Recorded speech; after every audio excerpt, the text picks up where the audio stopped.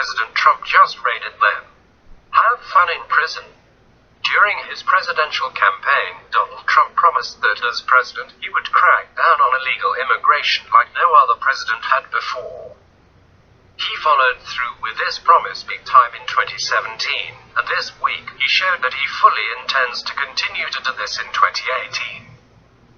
Freedom Daily reported that on Tuesday night, 20 apartment buildings that double as so-called birth hotels were raided by government officials in the city of Los Angeles, California. It turns out there is now a multi-million-dollar industry in which Chinese women pay from $40,000 to $80,000 to come to the US to deliver their anchor babies. However, the ICE is trying to make sure this industry goes away as soon as possible. Though none of the women were arrested during the raids, they are being treated as material witnesses for future prosecution of the ringleaders. Court documents make it clear that the ICE is going after the ringleaders rather than the women themselves, as the ringleaders are pocketing hundreds of thousands of dollars tax-free to help Chinese nationals obtain visas and then pamper them until they deliver the babies at emergency rooms that abound by law to care for anyone who comes in seeking medical attention. Via the American resistance, anchor babies issues the 14th Amendment to the U.S. Constitution reads in part, all persons born and naturalized in the United States and subject to the jurisdiction thereof are citizens of the United States and the state wherein they reside. Babies born to illegal alien mothers within U.S. borders are called anchor babies because under the 1965 Immigration Act, they act as an anchor that pulls the illegal alien mother and eventually a host of other relatives into permanent U.S. residency. Jackpot babies is another term. The 14th Amendment was ratified in 1868 to protect the rights of native-born black Americans whose rights were being denied as recently freed slaves.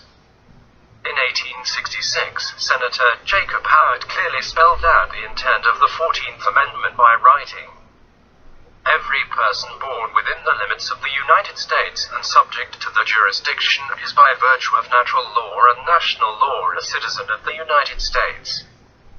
This will not, of course, include persons born in the United States who are foreigners, aliens who belong to the families of ambassadors or foreign ministers accredited to the government of the United States, but will include every other class of persons.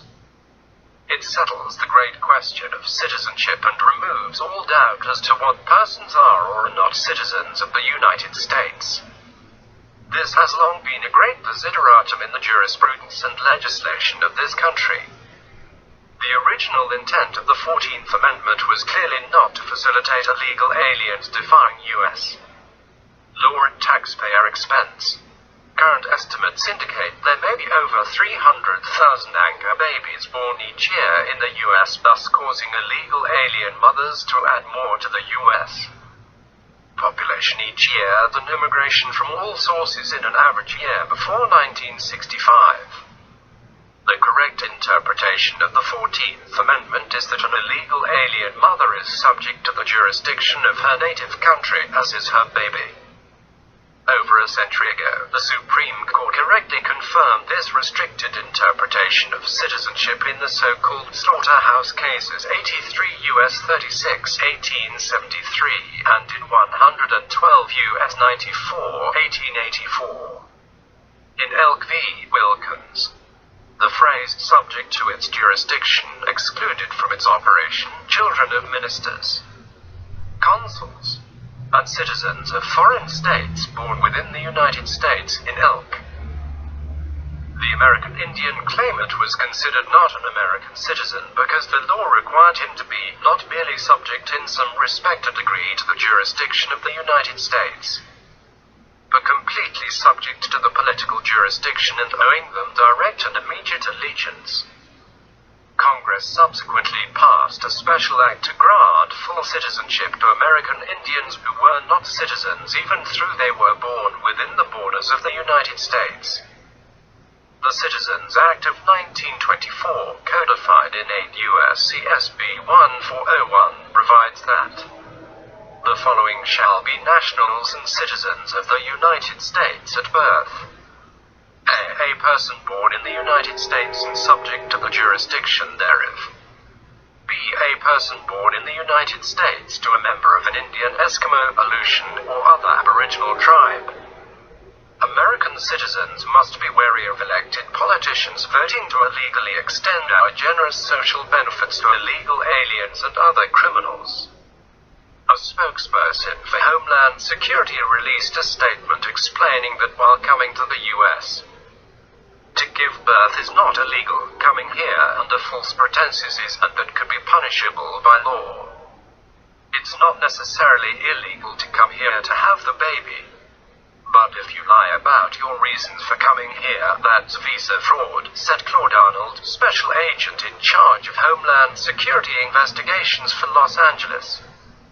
Officials said that agents raided 20 locations in Los Angeles, Orange and San Bernardino counties, targeting 3 competing birth tourism schemes.